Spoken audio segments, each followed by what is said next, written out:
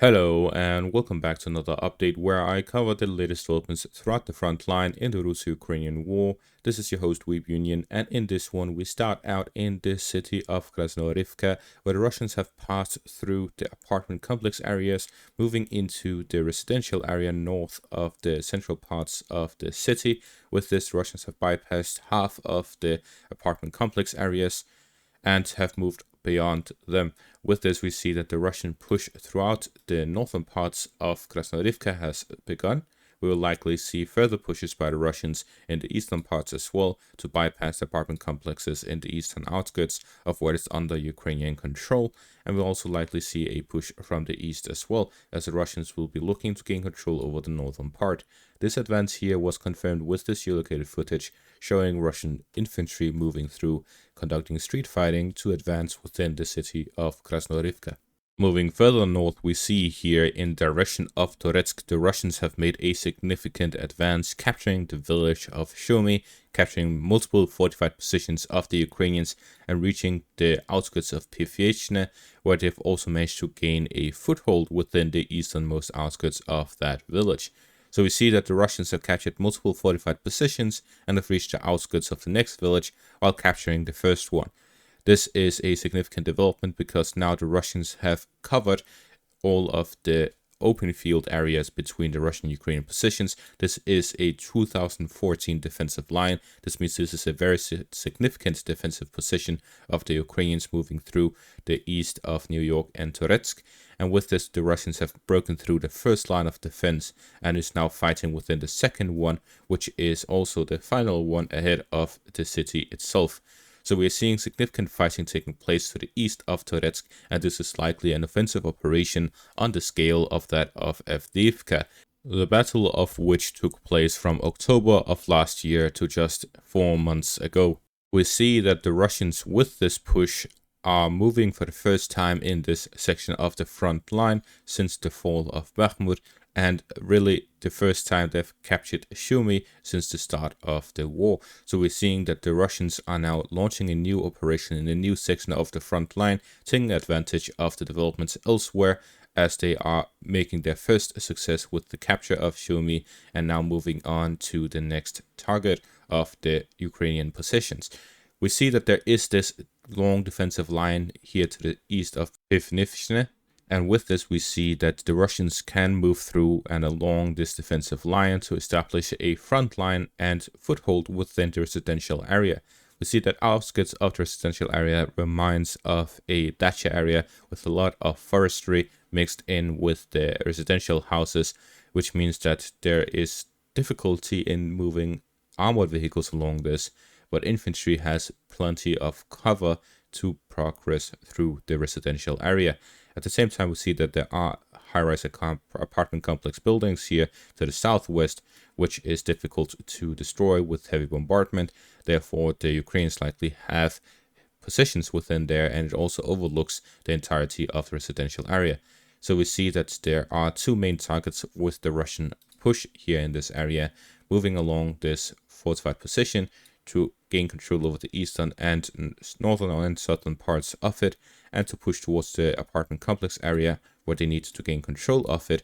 Otherwise, the Ukrainians would have a good fortified position to overlook the residential area. Capturing the fortified position to the north is important for the Russians to allow armored vehicles to pass through into the residential area, and the southern part is to gain and consolidate a foothold within the eastern parts to be sure that they are able to push on to the next line of defense, which goes from Pienivka and down to Selishne.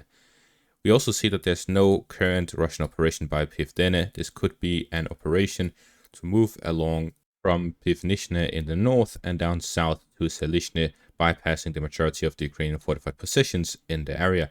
This will allow the Russians to capture Selishne and Pienivka without fighting for them, while the fighting will happen over Pienivka and Drushba in the north.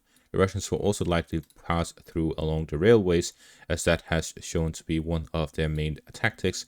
It is at a lower elevation and has forestry to both the north and the southern flank, which allows for infantry to move with a lot of cover, making it difficult for the Ukrainians to detect them.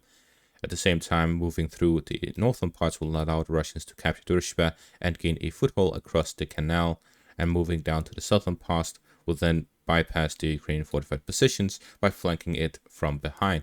So we're seeing that there are several reasons for the Russians to be attacking from this section of the front line rather than other places along the front line by Toretsk and Niu-York. We saw that there was some positional fighting by Alexandropol, but there has been no developments there as of the latest reports.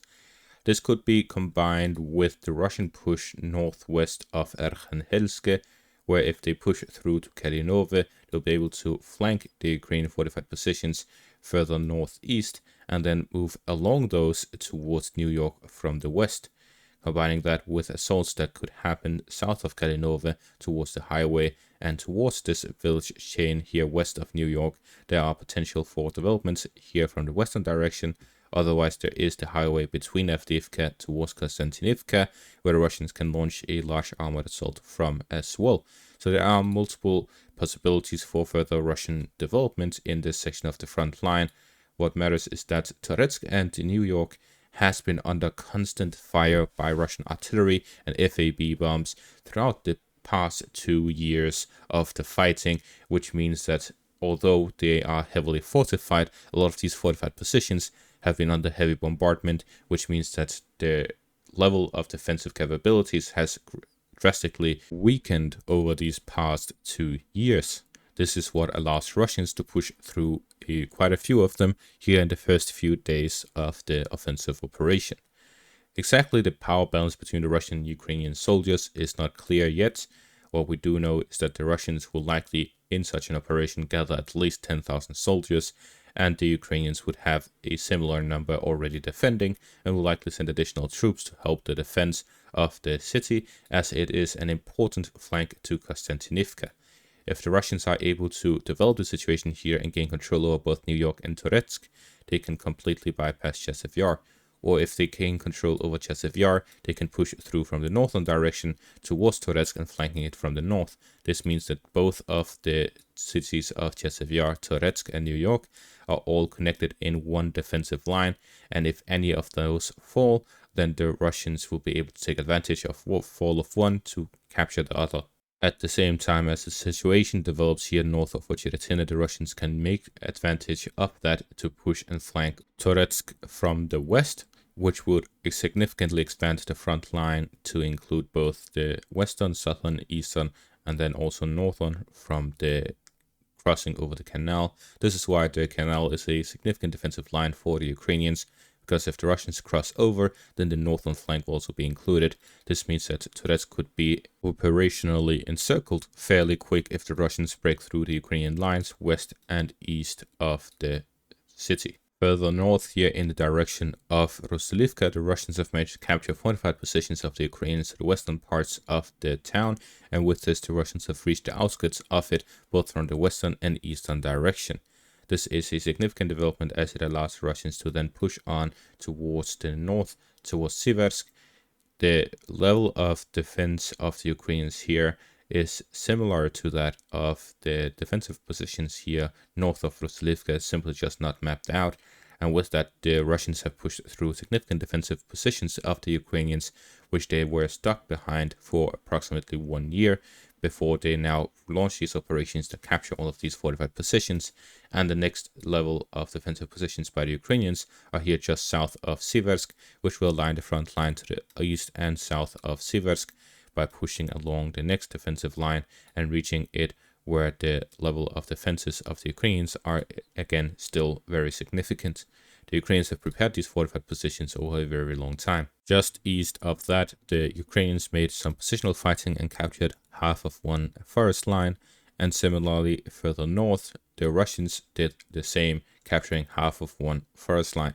So we're seeing positional fighting with small assault units advancing just a small bit happening across the front at the same time as significant offensive operations happens elsewhere across the front line. As for the northern parts, there is no territorial developments. However, we do see these two videos here showing Russian FAB 3000 bombs landing both in Lipsy and other directions. However, both of them do miss direct hit they are only hitting on the outskirts of the targets. But as we see with this one, and both of them really, due to the high payload, the Russian goal is pretty much met.